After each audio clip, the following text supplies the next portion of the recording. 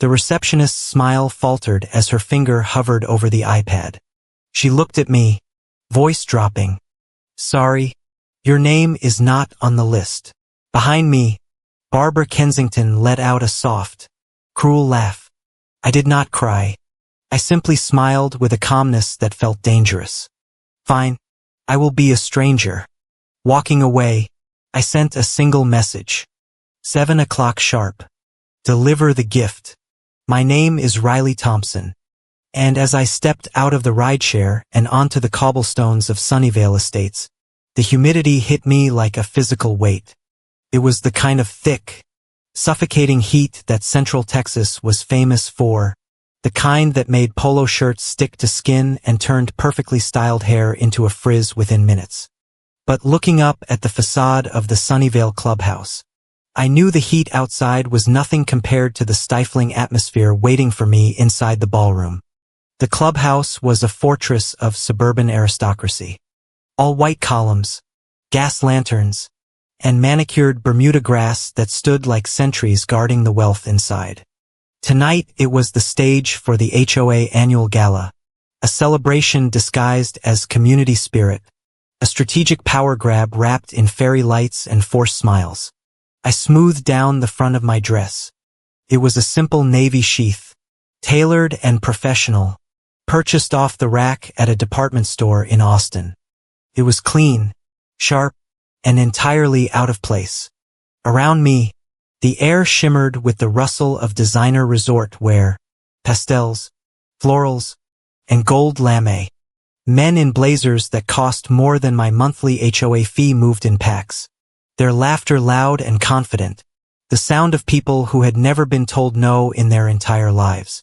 I walked toward the entrance, my heels clicking a steady, solitary rhythm against the marble steps. Kept my chin high. I was 35 years old. I had built a life and a career as a state compliance auditor far away from the suffocating expectations of this zip code. Yet, as I approached the massive double doors, I felt that old familiar tightening in my chest, the phantom ache of a resident who just wanted to be good enough. I pushed it down. I was not here for validation. I was here for verification. The lobby was a cavern of crystal chandeliers and fresh magnolia. The scent was overpowering, sweet, heavy, and expensive. A signage board with gold lettering announced, Sunnyvale Estates HOA Annual Gala, approved by President Kensington only. I moved toward the welcome desk. It was manned by a team of 3 coordinators, all wearing matching headsets and polite, terrified smiles. The woman in the center looked up as I approached. She was young, perhaps 22, with the eager expression of someone who believed her job was important.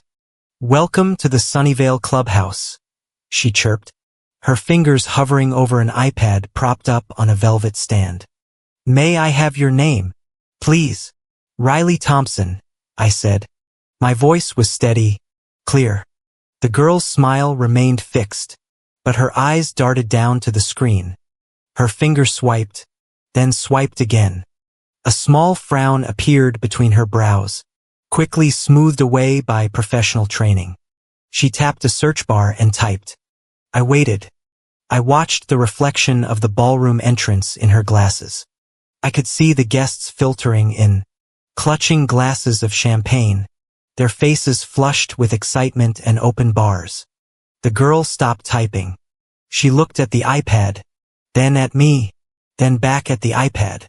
The silence stretched thin, becoming brittle. The people in line behind me shifted their weight, impatient. A heavy sigh echoed from a woman in a pink taffeta dress. I am sorry, the receptionist said, her voice dropping an octave, stripping away the cheerful veneer. Could you spell that for me? Thompson, I said. Riley Thompson, longtime resident of 1422 Oak Lane. She typed it in again, slower this time, as if the speed of her fingers was the issue. She stared at the result, or rather the lack of one.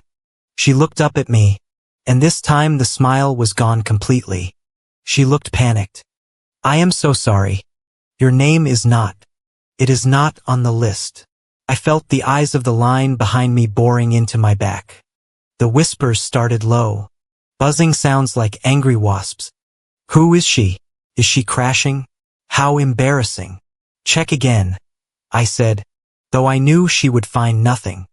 I have checked the guest list, the vendor list, and the +1 registry, she stammered. I am afraid I cannot let you in without a valid check-in code. Before I could respond, a shadow fell over the desk. A man in a sharp black suit with an earpiece materialized from the side. The event manager. He smelled of starch and conflict resolution. Is there a problem here? He asked, his voice smooth but hard as granite. She is not on the list, sir, the receptionist whispered, grateful to pass the burden. The manager turned to me. He did not look at my face. He looked at my dress, then my shoes, assessing my net worth in a single glance. Ma'am, our security protocols are very strict for this event. We have state legislators and high-profile investors inside. If your name is not on the list, you cannot enter. Please step aside so the other guests can proceed. I am a resident, I repeated. Not for him, but for the audience that was forming. I am sure you are, he said, his tone dripping with condescension. He motioned for a security guard near the pillar. Then the crowd parted. It was not a physical command, but a chemical change in the room. The air grew colder. The whispers stopped abruptly. Barbara Kensington, my HOA president, stepped out of the ballroom. She was magnificent in the way a natural disaster is magnificent. She wore a floor-length gown of champagne silk that shimmered like liquid gold under the chandelier light. Diamonds, heirlooms she had approved for herself, glittered at her throat and ears. Her hair was a perfect immobile sculpture of blonde highlights. She stopped 3 feet away from me. She did not smile. She did not open her arms. She looked at me the way one looks at a stain on a pristine tablecloth, with irritation and a desire to remove it immediately. What are you doing here, Riley? Her voice was low, but it carried. It always carried. I came to attend the gala, I said. But apparently the staff thinks I do not exist. Barbara let out a small breathy laugh. It was a sound devoid of humor. The staff is doing their job. Did you think you were invited? The question hung in the air, naked and cruel. I received the save the date, I said, keeping my face neutral. I assume the invitation got lost in the mail or perhaps sent to the wrong address. We did not send one, Barbara said. She adjusted the diamond bracelet on her wrist. Bored. We thought it would be better this way, less complicated.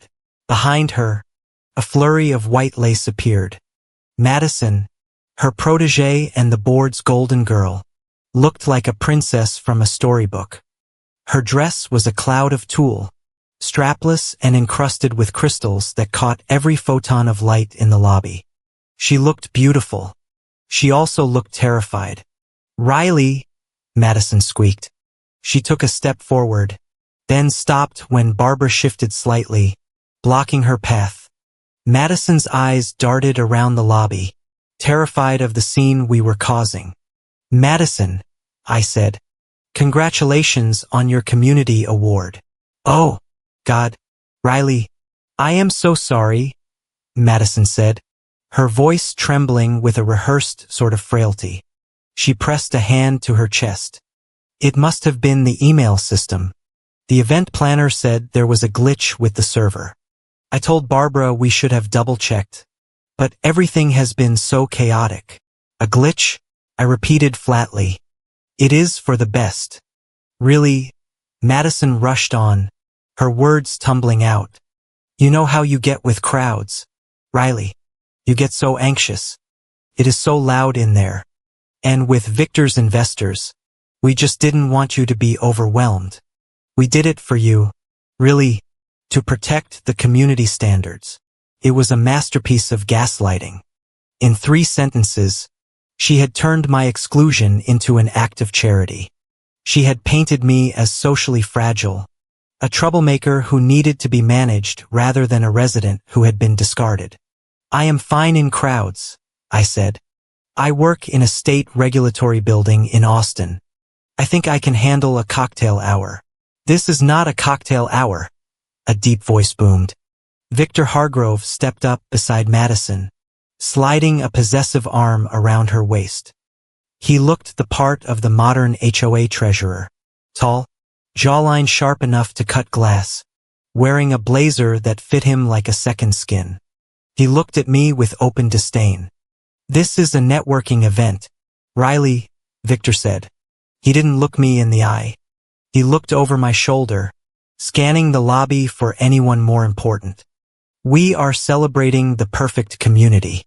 There are partners from the firm in there, people from the state capitol. We need everyone on their best behavior.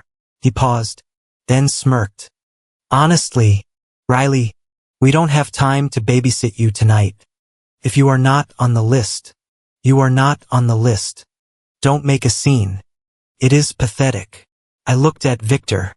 I looked at the way his hand gripped Madison's waist a little too tight. I looked at the sheen of sweat on his upper lip despite the powerful air conditioning. Babysit? I asked softly. You know what I mean? Victor waved a hand dismissively. You don't fit in here. You never have. Go home, Riley. I looked back at Barbara. Barbara was watching the exchange with a look of supreme satisfaction. She had won. She had successfully isolated me, turned the narrative against me, and kept her perfect image intact.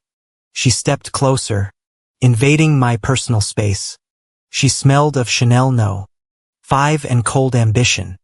Victor is right, Barbara said, her voice dropping to a whisper that only I could hear. Security was given strict instructions. No name, no entry. Strangers are not allowed. She tilted her head, her eyes gleaming with malice. And let's be honest, darling, you made yourself a stranger a long time ago when you chose that life, that job, when you stopped being one of us. She smiled. Then it was the smile of a person who had just locked the front door and then told you that you were the one who got lost. Go back to your little house, Riley. There is nothing for you here. The lobby was silent. The receptionist was staring at her shoes. The security guard was tensing, ready to escort me out. Madison was looking at the floor, refusing to meet my eyes. Victor was checking his watch. I stood there for a beat. I could feel the adrenaline coursing through me, but I did not let my hands shake. I did not let my voice crack. I did not give them the satisfaction of a single tear. I thought about the laptop sitting in my executive suite upstairs. I thought about the file named Operation Kensington. I thought about the forensic timeline I had spent 6 months building. I smiled. It was a small smile, cold, clinical. It was the smile of an auditor who had just found the discrepancy that would bring the whole association down. You are right, Barbara, I said, my voice eerily calm. Strangers are not allowed. I took a step back. I looked at Madison, then Victor, then Barbara. I memorized their faces in this moment of triumph. So I said, I will live as a stranger. I turned on my heel. I did not run. I walked. I walked with the same steady, rhythmic click of my heels that had brought me in. I walked past the security guard, past the gaping guests, and past the receptionist who looked like she might faint. I walked straight to the elevators at the far end of the lobby. I pressed the call button. The doors slid open immediately as if the building itself was eager to assist me. I stepped inside and turned around. Through the narrowing gap of the closing doors, I saw Barbara laugh. She touched Victor's arm, threw her head back, and laughed. They turned their backs on me and walked into the ballroom, into the music and the light. The doors shut, sealing me in silence. I was alone. The elevator began its smooth ascent. I watched the floor numbers tick upward. 1, 2, 3. I reached into my small clutch and pulled out my phone. The screen was bright in the dim elevator. I opened my messages. I had one draft saved. It was addressed to a number that did not belong to a neighbor or a friend. I looked at the time on my phone. It was 6:55 in the evening. I typed 2 final sentences. 7 o'clock sharp. Deliver the gift. I hit send. The message swooshed away. A digital arrow loosed from a bow. I watched the status change to delivered. The elevator dinged. The doors opened onto the penthouse floor. I stepped out into the quiet corridor. My heart beating slow and steady, like a drum of war. The party was downstairs. But the real event was about to begin. The elevator doors slid open with a whisper, revealing a world that felt entire latitudes away from the chaotic humidity of the lobby. The air up here was cooler, scented with white tea and cedar, and the carpet was so plush it seemed to swallow the sound of my heels completely. This was the club level, a sanctuary reserved for those who preferred to be invisible while they pulled the strings. A concierge stood behind a small marble desk. He did not ask for my name. He did not squint at a tablet or fumble with a guest list. He simply straightened his tie and nodded, his expression one of discreet recognition. "Good evening, Ms. Thompson," he said. His voice was soft, cultivated. "We have the executive atrium suite prepared exactly as you requested. The chilled sparkling water and the secure high-speed Ethernet line are ready." "Thank you, Arthur," I replied, not breaking stride. I walked past him, sliding the heavy keycard into the lock of Suite 9001. The mechanism clicked with a satisfying weight, the sound of a vault ceiling shut. I stepped inside and locked the door behind me. The room was vast, a study in modern suburban luxury, all slate grays and deep indigos. But I had not booked it for the decor. I had booked it for the architecture. The Sunnyvale clubhouse was designed with a massive central atrium, and my suite featured a floor-to-ceiling glass wall that acted as a private observation deck. It looked directly down into the grand ballroom below, which had a retractable glass ceiling that was currently open to the evening sky, allowing the humidity to mingle with the air conditioning. From here, I was not a guest. I was a god. I walked to the glass and looked down. The people below were small, moving like colorful insects in a hive. I could see the layout perfectly. The round tables draped in heavy linens. The massive floral centerpiece that probably cost more than a mid-size sedan. The stage where the band was currently tuning their instruments. And there, near the entrance I had just fled, was the receiving line. I pressed my hand against the cool glass. Barbara and Madison thought I had retreated to a cheap motel or perhaps driven back to Austin in tears. They believed their little performance in the lobby had successfully expelled the foreign object from their system. They had no idea that I had reserved this room 60 days ago. I did not book this suite to hide. I booked it because a sniper requires high ground. I turned away from the window and moved to the bedroom. I unzipped the navy dress, letting it fall to the floor in a heap of fabric that no longer mattered. It was a costume, a piece of camouflage I had worn to play the part of the hopeful, rejected resident. That role was finished. I pulled a black silk robe from my suitcase and wrapped it around myself, tying the sash tight. The fabric was cool against my skin. I felt lighter, sharper. I walked to the wet bar, cracked open a bottle of sparkling water, and poured it into a crystal glass. No alcohol. Not tonight. My mind needed to be as clear as the diamonds Barbara was currently parading around downstairs. I sat down at the heavy oak desk positioned near the window. My laptop was already there, a sleek government-issued machine that looked innocuous but contained enough processing power to map the financial circulatory system of a small association. I opened the lid. The screen flared to life, asking for a biometric scan. I pressed my thumb against the reader. Access granted. I took a sip of water, the bubbles sharp on my tongue, and let the memories wash over me, not to drown in them, but to use them as fuel.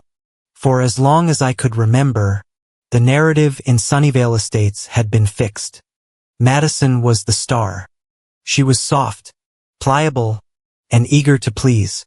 She was the perfect vessel for Barbara's vicarious ambitions, and I was the problem. Troublemaker. That was the word Barbara had branded onto my forehead when I was the first to question the absurd lawn height rule at the community meeting 3 years ago. Riley is just so difficult, she would tell her bored friends over coffee, lowering her voice as if discussing a terminal illness. But I was not difficult. I was observant. When I noticed the pool renovation bids didn't match the invoices, awkward. When I pointed out that the flagpole height rule was being enforced only on certain houses, awkward. When I quietly started digging into the HOA bank statements after my own dues mysteriously doubled while the community pool still had cracks, that was the day the troublemaker label shifted. It stopped being an adjective and became a wall. Barbara had looked at me with eyes that were suddenly very cold and very alert. She told me I was negative, that I lacked community spirit, that I was trying to ruin the neighborhood's happiness with my obsession with details. She pushed me out inch by inch until I was just a ghost they sent a holiday card to out of obligation. They thought I was exiled. They did not realize I had simply gone undercover. I typed a sequence of commands into the terminal. The screen shifted from the standard desktop to the secure interface of the State Compliance Bureau. A file folder appeared on the screen. It was not labeled with a case number. It was labeled with a code name I had personally selected. Operation Kensington. The timeline on the screen was a beautiful, terrifying cascade of red and green blocks. Monitor initiated 1,800 hours. Asset freeze protocol pending. Service window 1900 hours. My phone buzzed on the desk. It was a single short vibration. I picked it up. The caller ID was blank. I answered without saying hello. Status, I said. The voice on the other end was deep, gravelly, and familiar. Mason. He was my lead analyst at the Bureau, a man who had seen more white-collar HOA crimes than I had seen hot dinners. He was currently sitting in a nondescript van parked 3 blocks away surrounded by monitors. "We are green across the board," Mason said. "The warrant was signed by the judge 20 minutes ago. The electronic freeze is queued in the banking system. We are just waiting for your signal to execute the delivery and the physical assets." I asked, my eyes drifting back to the window. "Agents are in position at the service entrance and the north exit," Mason confirmed. "They are disguised as catering staff and event security. Nobody is getting out of that room once the doors close." "Good," I said. "Riley," Mason paused. His voice softened just a fraction. It was the only concession to friendship he would allow during an operation. "You are sure about the timing? Once we hit send, the cascading effect is instantaneous. The liquidity dries up in seconds. The notification hits the newswire simultaneously. There is no undo button." I looked down into the ballroom below. The scene was reaching its peak picture-perfect moment. The photographer was arranging the board for the formal portrait. I saw Victor standing in the center, his chest puffed out, looking like the king of the community. He was laughing at something the photographer said, his teeth flashing white. He looked untouchable. I saw Madison next to him, tilting her head just so, her smile practiced and brittle. And I saw Barbara. She was directing the photographer, pointing a finger, moving people around like chess pieces. She placed a hand on Victor's shoulder, a gesture of ownership. She looked radiant. She looked like a woman who believed she had successfully brokered the deal of a lifetime, selling the community's trust to cover her own financial tracks. They were all smiling. They were also confident that the world worked the way they wanted it to work. They believed that rules were for other people, for the troublemakers who followed laws and paid dues and didn't lie about their assets to state regulators. "I am sure," I said to Mason. "They wanted a show. Let us give them a finale." "Copy that," Mason said. "Standing by for the hour." The line went dead. I placed the phone back on the desk. I stood up and walked to the window, leaning my forehead against the cool glass. The condensation from the humidity outside misted the corners of the pane, blurring the edges of the world, but the center was crystal clear. The photographer's flash popped below. 1, 2, 3 times, blinding bursts of light, capturing a lie that would exist for only 2 more minutes. I watched Victor check his phone surreptitiously between shots. He slipped it back into his pocket, looking annoyed but unconcerned. He was probably checking stock prices or waiting for a congratulatory text from his offshore contacts. He did not know that the phone in his pocket was about to become a tracking beacon. I looked at the digital clock on the wall. The red numbers shifted silently. 6:58. My heart rate did not accelerate. If anything, it slowed down. This was the calm that came with absolute certainty. This was the feeling of balancing an equation that had been uneven for 3 years. Barbara had said strangers were not allowed. She was right. The Riley they knew, the quiet, stumbling, desperate to please resident was gone. The woman standing in the window was a stranger to them. She was an instrument of the state. She was the consequence of their own greed. I watched the second hand sweep around the face of my wristwatch. 50 seconds. 40 seconds. Below, the music swelled. The band was starting the intro to the couple's entrance song. The guests were clapping, turning their heads toward the double doors, expecting a fairy tale. I reached out and touched the glass, right over the spot where Barbara stood. "Begin," I whispered.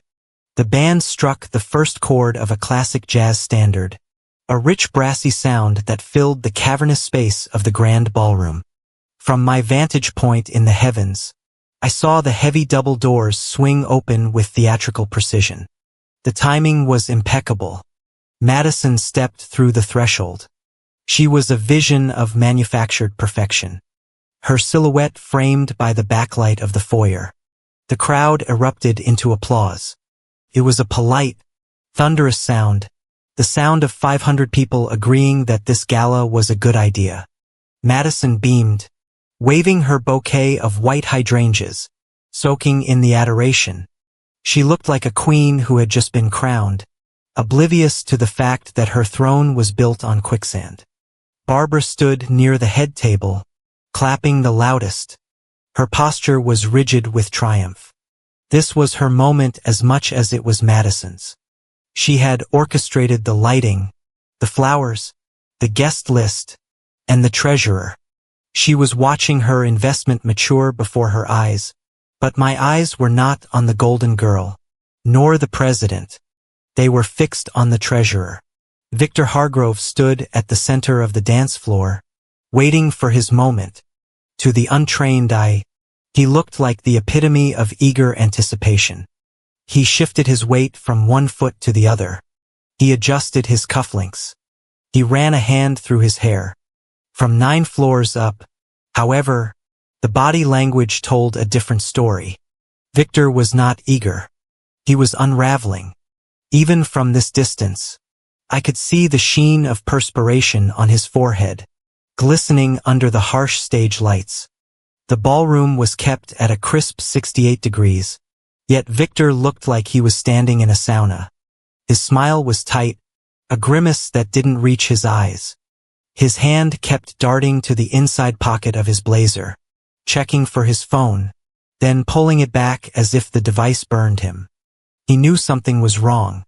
He did not know what yet, but creatures of prey always sense when the wind changes.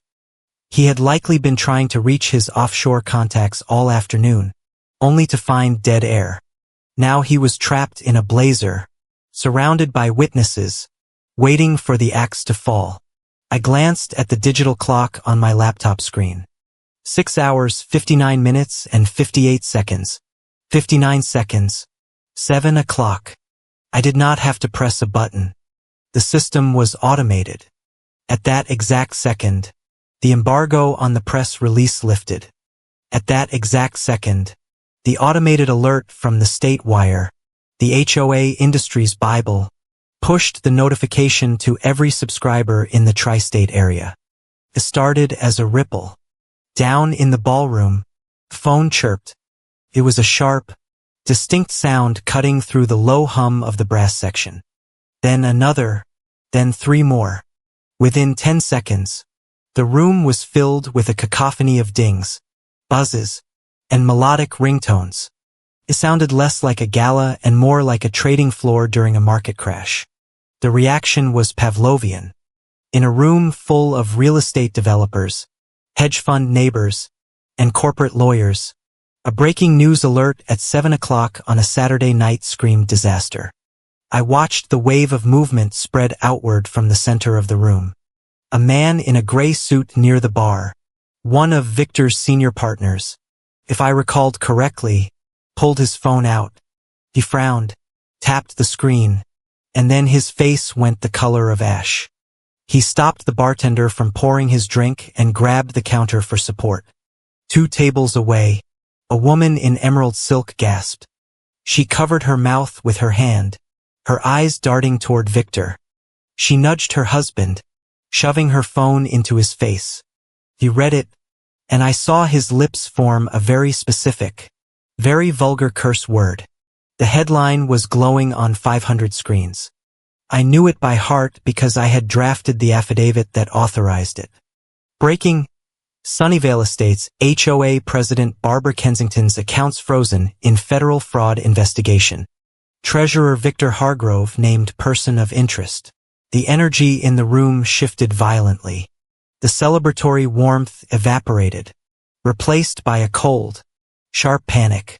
The applause for Madison died out, ragged and uneven, as people lowered their hands to reach for their pockets. Madison, halfway to the dance floor, faltered. Her smile wavered. She looked around, confused by the sudden change in atmosphere. She looked at the guests who were no longer looking at her, but at their screens. Barbara noticed it, too. She spun around, her eyes scanning the room like a radar dish. She saw the phones. She saw the whispers turning into frantic murmurs. She saw the senior partner near the bar turn and walk briskly toward the exit, abandoning his drink and his dignity. Barbara stepped forward, raising her hand as if she could command the room to silence by sheer force of will. She glared at a group of guests near the front, silently ordering them to put their devices away. But fear is a more powerful motivator than social etiquette. Nobody looked at Barbara. They were too busy checking their own portfolios. They were texting their brokers. They were wondering if their connection to Victor Hargrove was about to become a subpoena. Victor felt the shift. He saw the partner leave. He saw the way the room had turned its collective back on the golden girl to stare at him. He pulled his phone from his pocket. He did not care about the optics anymore. I zoomed in with the camera I had set up on the tripod on my monitor. Victor's face filled the screen in high definition. I watched him unlock the screen. I saw his eyes widen. I saw the blood drain from his face so fast it looked like a magic trick. He read the headline. Then he likely saw the second notification, the automated alert from his own bank informing him that his accounts, including the Cayman routing numbers, had been locked by the Department of Justice. His mouth opened, but no sound came out. He looked like a fish thrown onto the dock, gasping for air that wasn't there.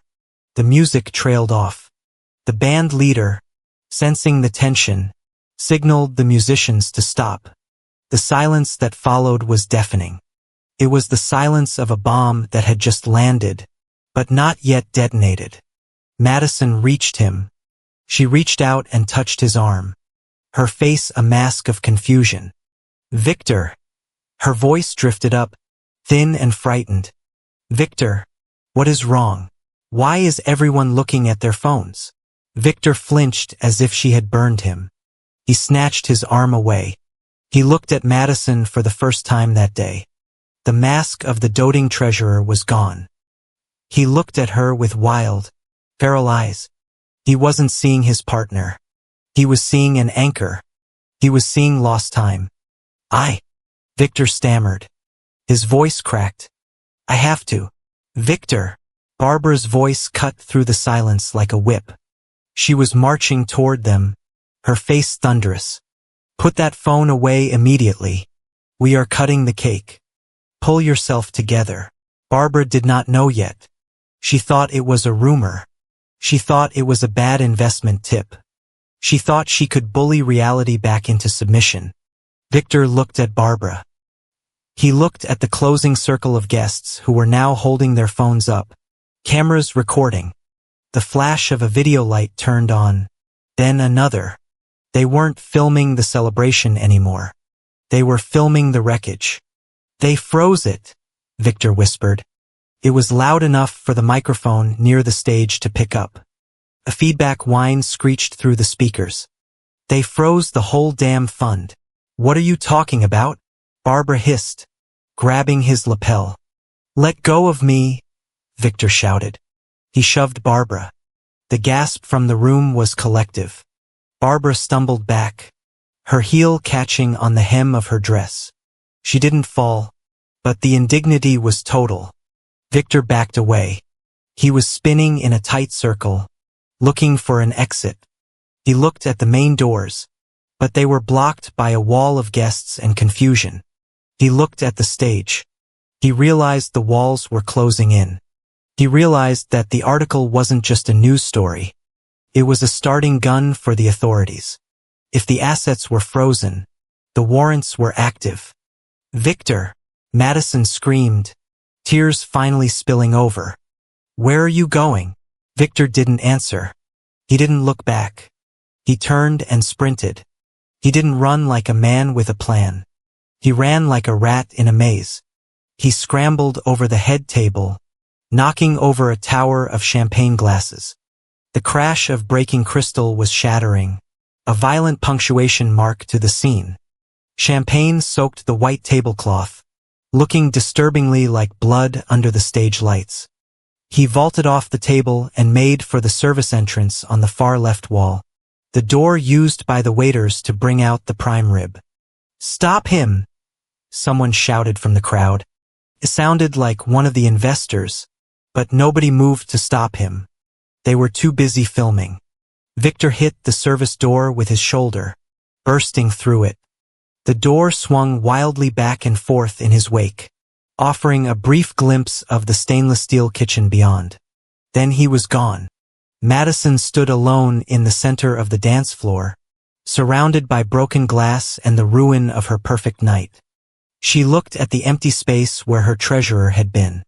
Then she put her hands to her face and let out a scream that was raw, ugly, and entirely real. It was the first honest thing that had happened in this neighborhood in years. High above, inside the glass-walled suite, I took a sip of my sparkling water. My pulse remained steady at 65 beats per minute. I watched Madison crumble into Barbara's arms. I watched the guests descend like vultures, their phones capturing every sob. Victor thought he had escaped. He thought the service door was a way out. He thought he could make it to his car, maybe get to the private airfield before the net tightened. He was wrong. He wasn't running to freedom. He was running into the funnel.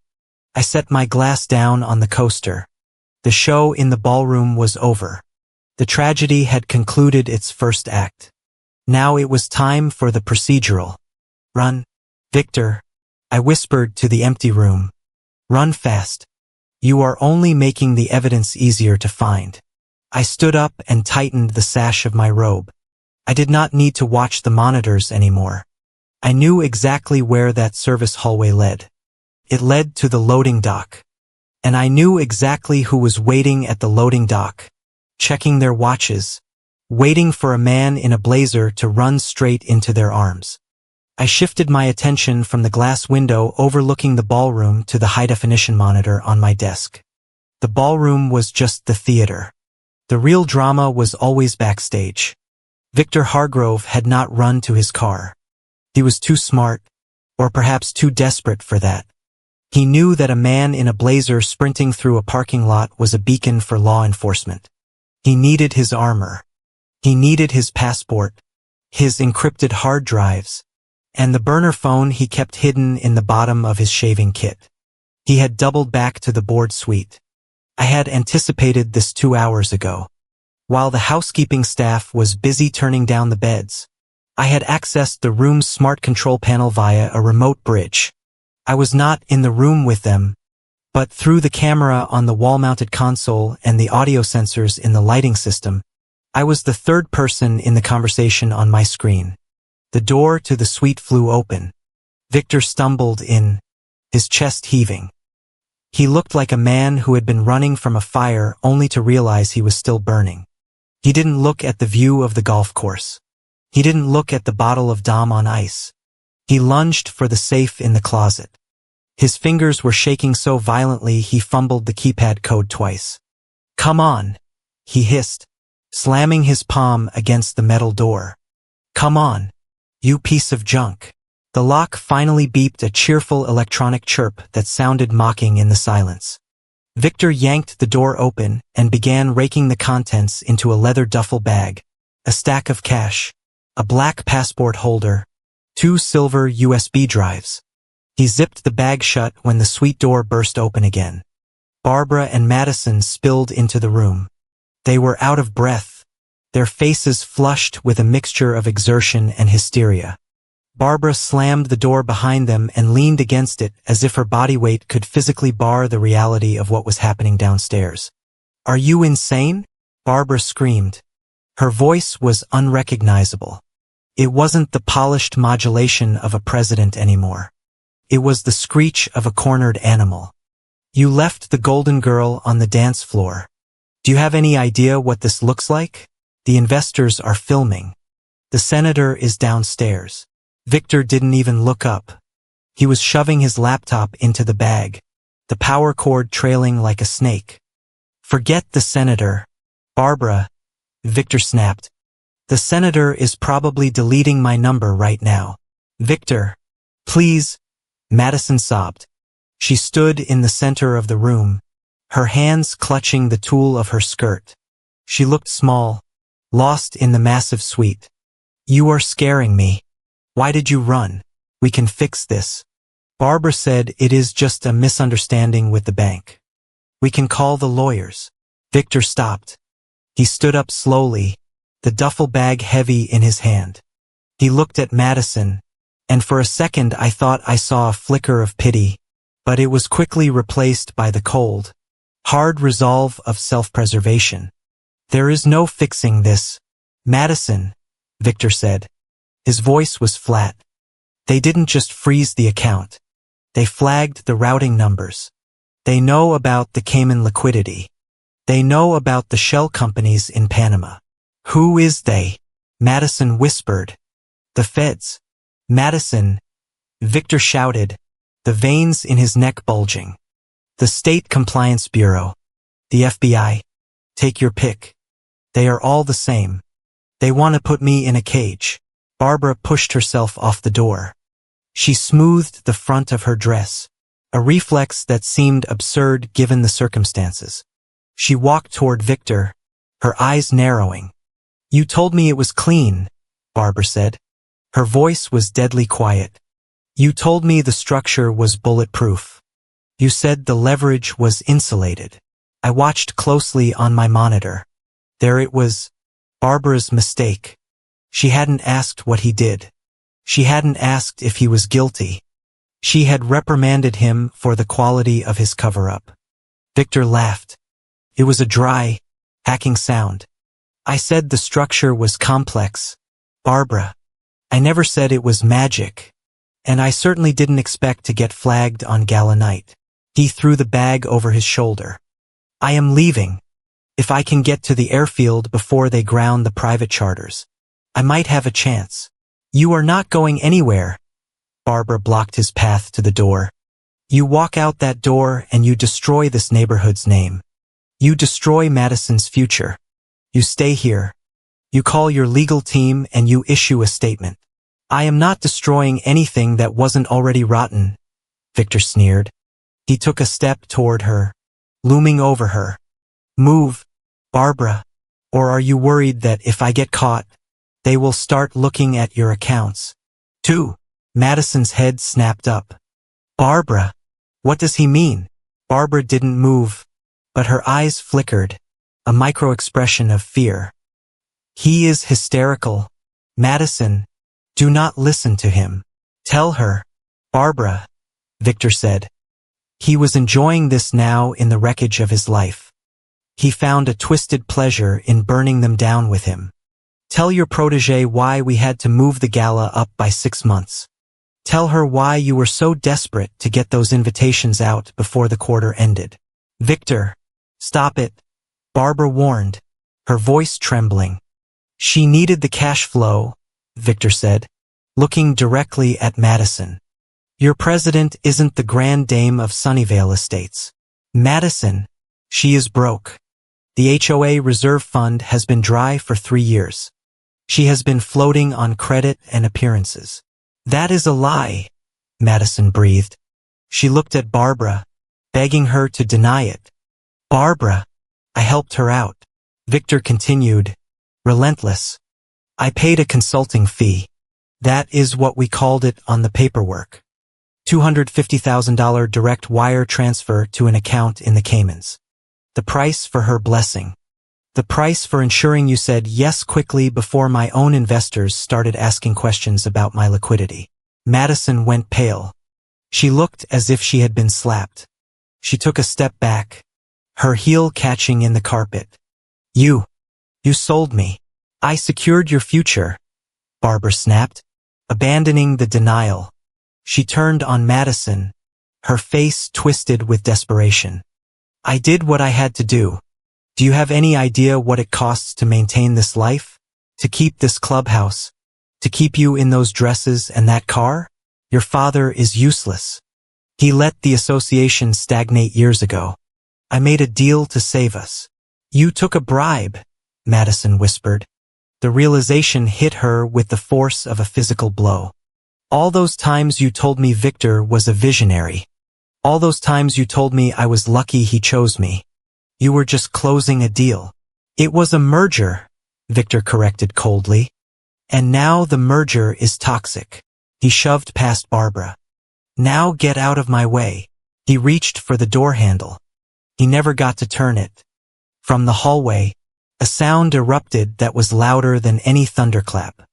It was the sound of a battering ram hitting reinforced wood, followed immediately by the shout of authority. Federal agents! Open the door! There was no time to react. The door did not open. It exploded inward. For figures in tactical vests swarmed into the room. They moved with a terrifying synchronized efficiency. These were not the local police. These were agents from the Strategic Financial Integrity Bureau. The kind who did not ask nicely. Victor Hargrove, the lead agent barked, leveling a weapon at the treasurer's chest. Hands where I can see them. Now. Victor dropped the duffel bag. It hit the floor with a heavy thud. He raised his hands slowly. His face drained of all color. The arrogance was gone, replaced by the primitive terror of a man who knows his life is over. 2 agents moved in, spinning him around. I heard the distinct metallic click of handcuffs ratcheting tight. Victor Hargrove, you are under arrest for wire fraud, money laundering, and conspiracy, the agent recited. Madison screamed. She pressed her back against the wall, covering her ears, sliding down until she was sitting on the floor in a puddle of white tulle. She looked like a broken doll. Barbara stood frozen in the center of the room. She was trembling, but she held her head high, clinging to the last shreds of her dignity. This is a mistake, Barbara announced, her voice shaking but loud. I am Barbara Kensington. This is my gala. You have no right to burst in here like this. The lead agent turned.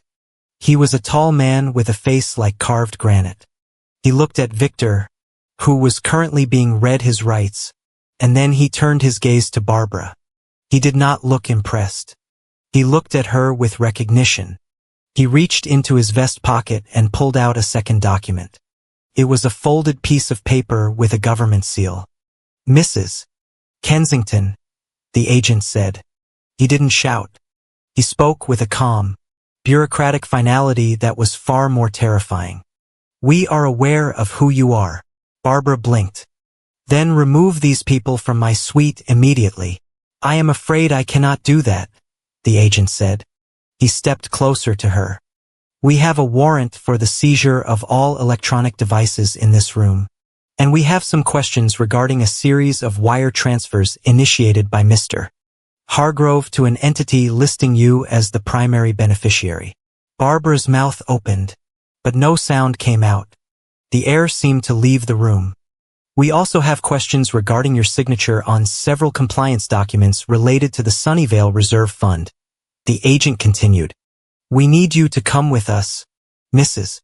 Kensington. Come with you, Barbara whispered. I am the president of the association. I have guests downstairs. Your guests are currently giving statements to my colleagues, the agent said. He gestured to the door. Please, ma'am, do not make this a scene. Barbara looked at the agent. Then she looked at Victor, who was being marched out the door. His head hung low. Finally, she looked at Madison. Madison was still on the floor. She had stopped crying. She was looking up at her mentor, her eyes wide and dry. There was no love in that look anymore. There was no admiration. There was only a profound, horrifying clarity. She was looking at Barbara not as her president, but as a stranger who had brokered her happiness for a wire transfer.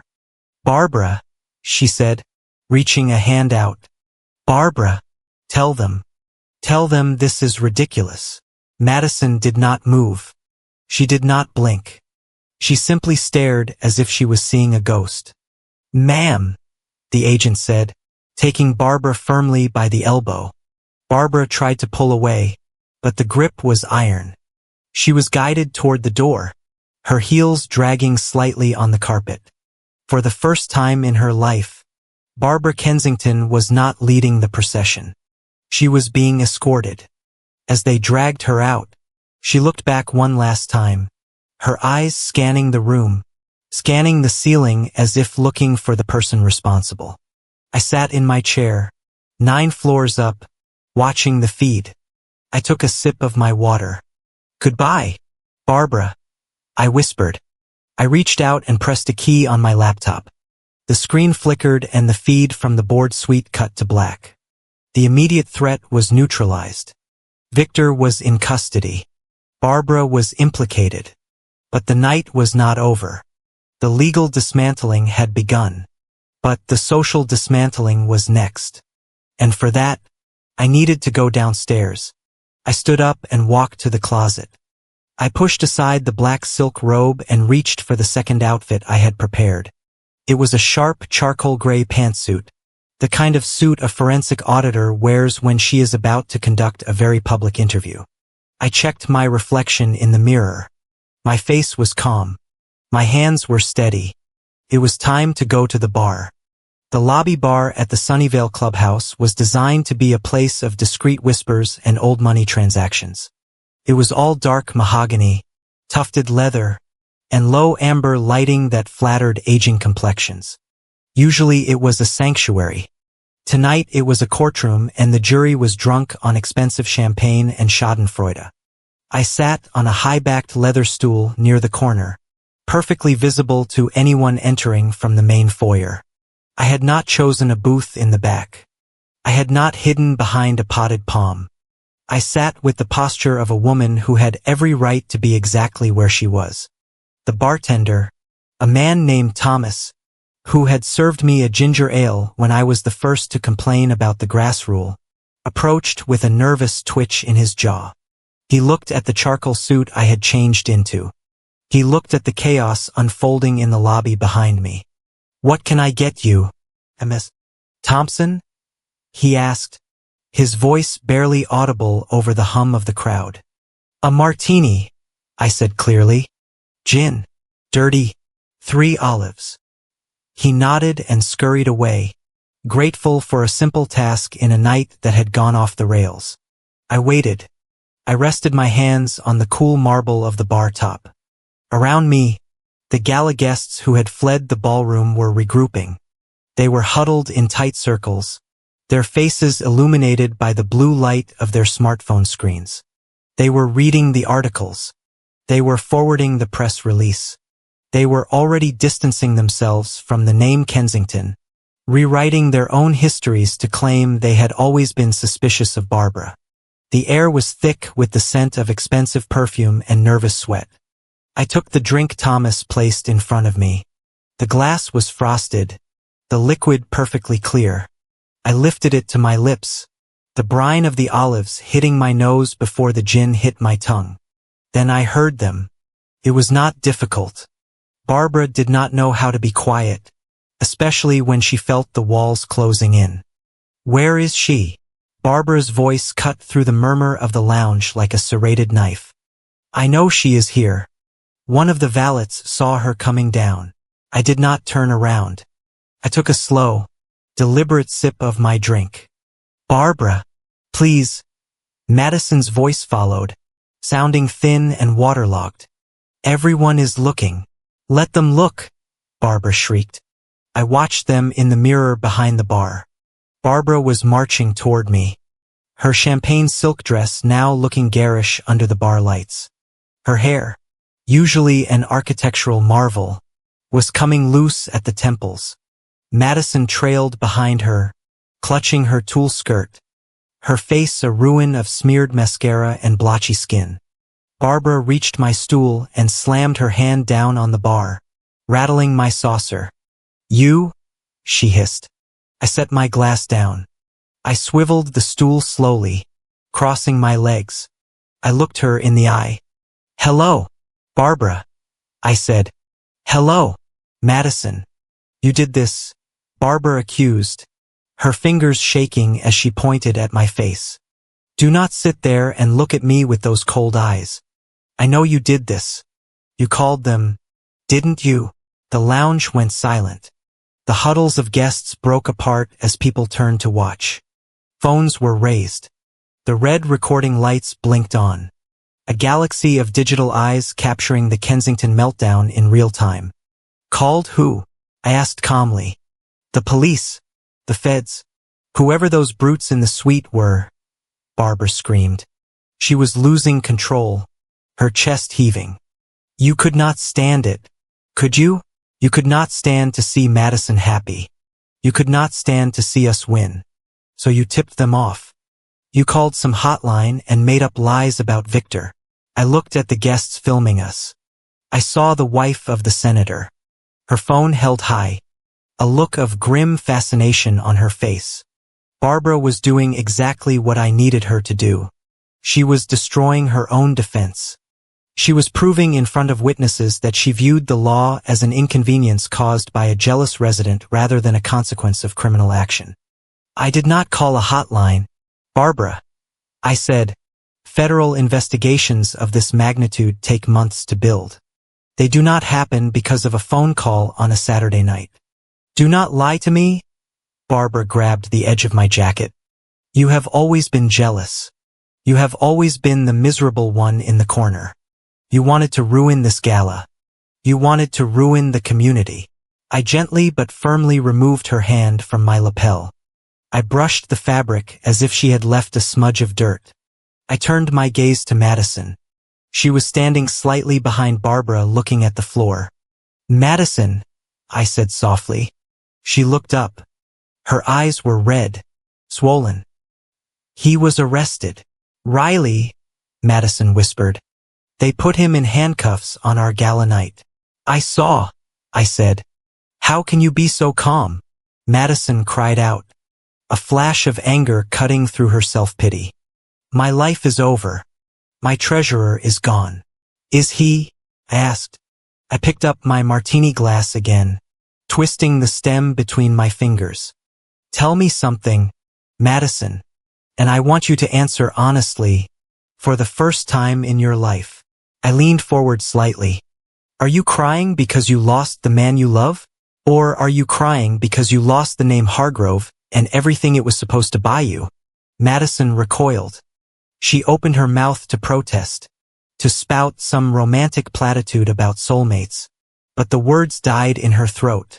She looked at the guests watching her. She looked at the ruins of the reception. She realized perhaps for the first time that she didn't know Victor Hargrove at all. She knew his portfolio. She knew his social standing. She knew the way he looked in a blazer. She didn't answer. She just made a small choking sound. "How dare you?" Barbara stepped in, shielding Madison with her body. "How dare you question her feelings? You do not know the first thing about loyalty, Riley. You do not know the first thing about community. You are a cold, unfeeling robot." Barbara scoffed. A harsh, ugly sound. "And what would you know about Victor's business? You are a nobody. You live in a shoebox house on the edge of the neighborhood.